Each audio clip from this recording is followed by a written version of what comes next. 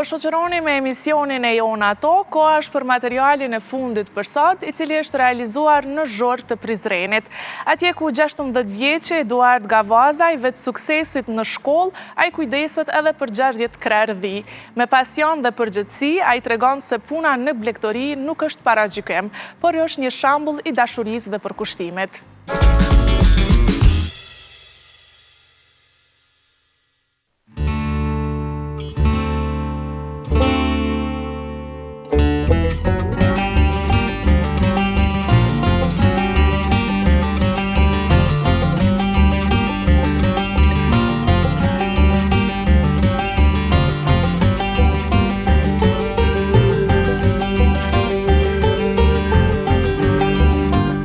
Ndodhemi në Zhorë tek familja Gavazaj, te Eduard Gavazaj, i cili është vetëm 16 vjeçar, për që merret me fermën e dhive, dhe unë e kam pranë vetës. Faleminderit shumë për kohën, e di që e ke përfunduar shkollën në ora 1 dhe tani domethënë e vazhdon punën këtu në fermë. Po, unë zakonisht shkoj në vinë mëngjes, i ushqej 10 në ora 6, në 7 e kry komplet me këta, pastaj bëhem gati për shkollën, 7:40 fillon mësimi, ku në 12:45 e kryj mësimin dhe vetë këta e lëshoj në mal për me ngronë.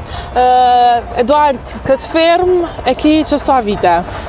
Këtë fermë e kam ka vite, që më herët kam punuar dhe vllaznit e mi, por tani e madhi e ka 27 vjetë, që është tani në Gjermani duke punuar, gjithashtu dhe i dyti u ka marrë me këta shumë, që është 19 vjeç, veç është në Itali. Po, do më thanë, dy vllazrit e tu kanë kalu një periudhën si onë që është me dhitë. Po, jo, do më thanë, e keni këta si biznes familjar t'ju jenë, do më thanë edhe ma herët edhe prind janë marrë me këtë fermë, apo vetëm vllazrit? Ma herët u marrë babi edhe vllazrit, ma herët kena pas më shumë, ma herët e kena pas minimum me 500 copë, por mësa ne shkuën vllaznit në njoni në Gjermani, njoni në Itali, dhe s'kishte kush të kujdeste dhe u kujdesa, vendosëm që të zbrit një numrin, të kujdesësha unë për ata. Dhe më thanë tash janë gjithsej sa krerë? 60 krerë. 60 krerë. E tregove që qohesh në ora 6 mëngjes edhe vjen këtu i ushqen. Sa është nështa lodhje për një 16 vjeçar, dhe më thanë me u marrë me fermë? Ka pak lodhje, po sa ka lodhje, ka edhe dashuri prej meje për këta, për dhitë. Po, qysh kujdesesh? Kujdesem në mëngjes i qes zakonisht kalamaq. Me qka ju ushqen, tregam edhe?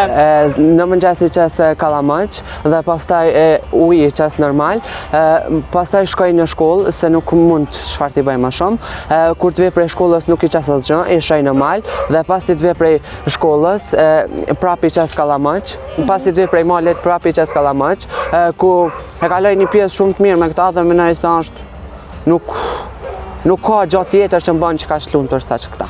Po je me mësimet, je kështu mirë, do më thanë nuk e pengon kjo proces në shtaj punës të fermës tek mësimet?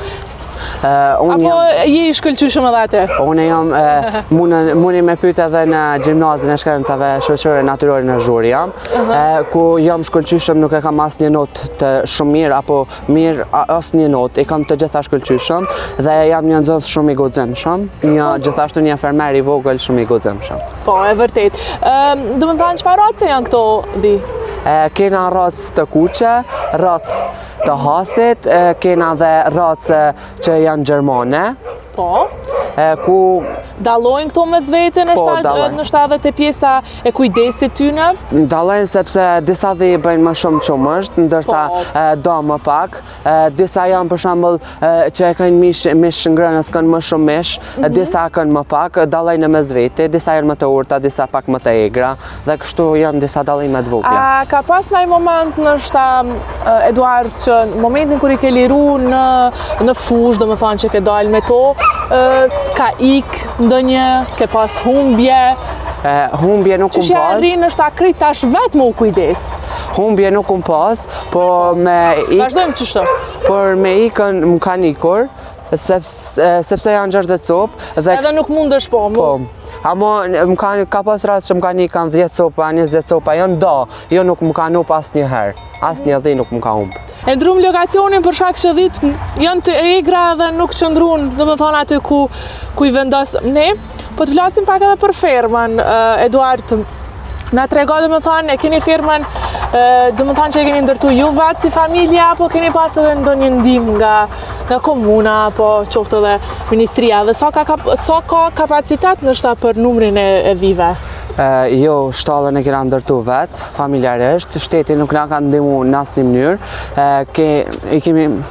I kemi lyp subvencione shtetit, por nuk na kanë shu.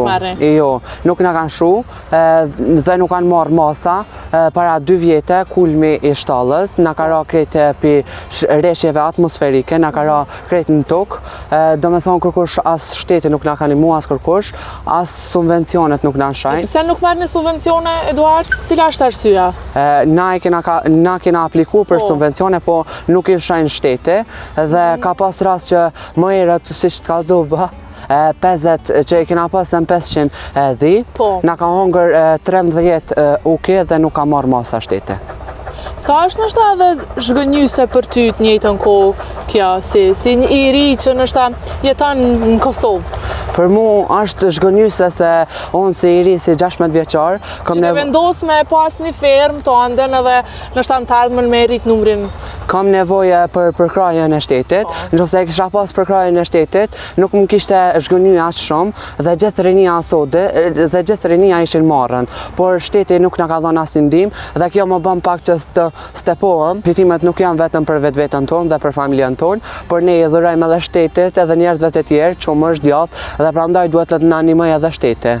Po, domethënë ju e bëni shitjen e qumshit edhe djathit. Kush kujdeset për këtë pjesë? Ndihmojnë gjithë familja. Vim I ndreqim në akşam me nonën edhe me babën. Sa e shitni qumshtin edhe djathin? Edhe qysh keni arrit nështë me I bind njerëz për me pas ma shumë kështu konsumator? Me shit nuk e kena shit as njerë qumshten, sado që njerëzit na kanë thonë për qumë është për me ble.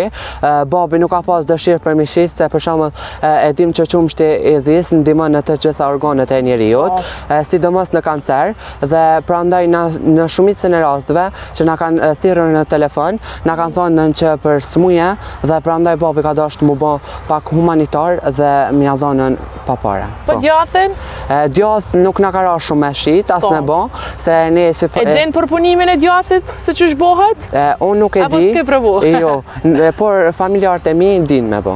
Po sa është lodhja? Sa është lodhja mu kujdes për 60 krerë, domethënë dhi, tu e pas parasysh që nështë edhe nuk po të qëndroj kanë kështu gjithmonë ofër? Është pak lodhje. Dosh me vrapu ma syre. Po, se mbjerë edhe, për shembull që kam edhe shkollën, se t'ishëm marrë vetëm me këta, kishëm pas pak ma të lehtësume. Po, mbjerë edhe shkollën, pasi ta kryj shkollën, si që thash unë veti këta me një herë, ku vetëm ndrohem dhe veti këta I marr deri në orën 5 në mal, dhe pastaj I bi sepse tani si që dim dita është shkurtuar dhe nuk mund. Po verës? Babi I qetë 10 në bjeshkët e sharrit, ku babi kujdeset 3 muaj rresht në verë për ata. Po, të merr malli ata 3 muaj kur shkon babi në bjeshk për këto? Është një shkaputja që merr malli me dalën, me lujtë, me klësht, me mikë, që mu kujdes për dhitë. Është ajo mungesa. Po, e vërtet. Po, mandej kur të kthehen këto në, domethënë atë sezonën shtator-tetor, ti qëndron. Po, qëndroj pranë këtyve.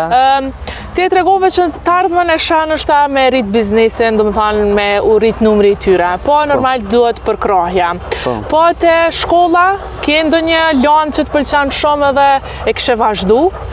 Po, unë kam synim apo kam edhe pretendem për me vazhdu për juridik, avokat ose pse jo një profesor I matematikës, kam shumë dëshirë sepse lënda e matematikës më shkon më shumë nga të gjithë lëndët. Po Eduard, tregom një gjë.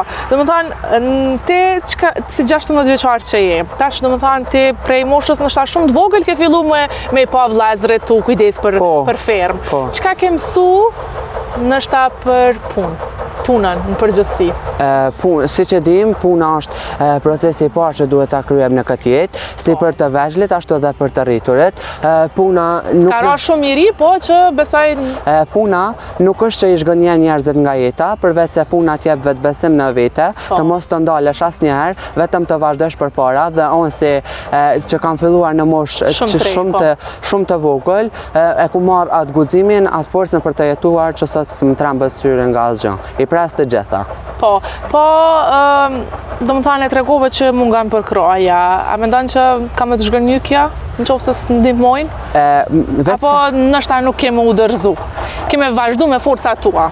Une që një vjet e gjys rreth punoj me 10, ku e bëj me shumë dëshirë, dhe nuk menoj që mundet me më stepu diçka për këtyre, por në qofë se i shkon edhe ndihma e shtetit, i shkon shumë ma mirë. Po, çka kishe dashur me të ndihmu?